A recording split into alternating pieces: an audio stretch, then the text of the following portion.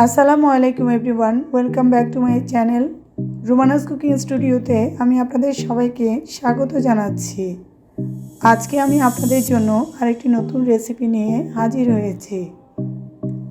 আমার আজকের রেসিপি হচ্ছে চিকেন মোমোস। আশা করছি আমার আজকের এই রেসিপিটি আপনাদের সবার ভালো লাগবে। তাহলে আসুন পুরো প্রস্তুত প্রণালীটি আমরা দেখে নিই। চিকেন মোমোজের ডো তৈরি করার জন্য প্রথমে একটি বাটিতে আমি 2 কাপ পরিমাণ ময়দা নিয়ে নিলাম। এবার এর মধ্যে দিয়ে দিচ্ছি 1 চা চামচ পরিমাণ লবণ। এখানে লবণটা আপনারা আপনাদের স্বাদ অনুযায়ী ব্যবহার করবেন। এবার ময়দা আর লবণটাকে আমি ভালো করে মিশিয়ে নিচ্ছি। ময়দা আর লবণটা মেশানো হয়ে গিয়েছে। এবার আমি এর মধ্যে দিয়ে দিচ্ছি 3 টেবিল চামচ পরিমাণ অলিভ অয়েল। এখানে আমি অলিভ অয়েল তেলটা ব্যবহার করেছি, আপনারা চাইলে সয়াবিন তেলটা ব্যবহার করতে পারেন। তেলটা দেওয়ার পর আমি আবারও ময়দাটাকে ভালো করে মেখে নিচ্ছি। এবার কুসুম গরম পানি অল্প অল্প করে দিয়ে আমি ডোটা তৈরি করে নিচ্ছি। ডোটা তৈরি হয়ে গিয়েছে। এবার আমি এটাকে 1 ঘন্টার জন্য রেস্টে রেখে দিচ্ছি। মোমোজের ভিতরে পুরটা তৈরি করার জন্য প্রথমে একটি বাটিতে আমি 1.5 কাপ পরিমাণ চিকেন কিমা নিয়ে নিলাম। এবার এর মধ্যে দিয়ে দিচ্ছি 1 কাপ পরিমাণ মিহি পেঁয়াজ কুচি, 10 থেকে 12টি মিহি কাঁচামরিচ কুচি, 3 টেবিল চামচ পরিমাণ ধনিয়া পাতা কুচি, দিচ্ছি 1 কাপ গাজর কুচি, আরও দিচ্ছি 1 চা চামচ পরিমাণ আদা বাটা ও 1 চা চামচ পরিমাণ রসুন বাটা, দিচ্ছি হাফ চা চামচ পরিমাণ লবণ, আরও দিয়ে দিচ্ছি 1/4 চা চামচ পরিমাণ সাদা গোলমরিচের গুঁড়া। এখানে আপনারা চাইলে কালো গোলমরিচের গুঁড়াটাও ব্যবহার করতে পারেন। আরও দিয়ে দিচ্ছি 2 চা চামচ পরিমাণ সয়া সস। এবার সমস্ত উপকরণগুলোকে আমি ভালো করে মেখে নিচ্ছি। সব কিছু মাখানোর পর এবার আমি এর মধ্যে দিয়ে দিচ্ছি 2 চা চামচ পরিমাণ অলিভ অয়েল তেল। তেলটা দেওয়ার পর আমি আবারও ভালো করে মেখে নিচ্ছি। মোমোস তৈরির জন্য ভিতরের পুরটা রেডি। 1 ঘন্টা পর ফিরে এলাম। এবার মোমোস তৈরির ডো থেকে আমি একটি লিচি কেটে নিচ্ছি।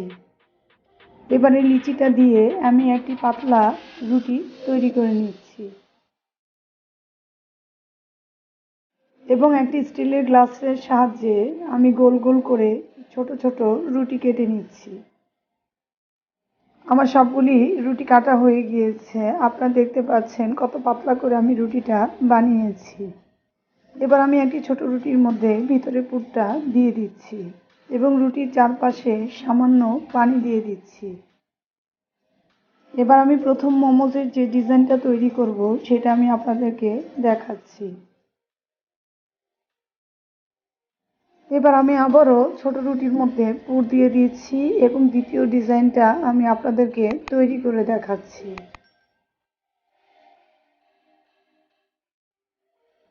এবার আমি তৃতীয় মোমোজের ডিজাইনটা তৈরি করে দেখাচ্ছি।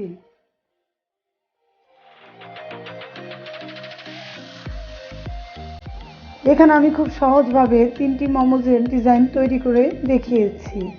এতে করে আপনারা খুব সহজে মোমোজগুলো তৈরি করে নিতে পারবেন।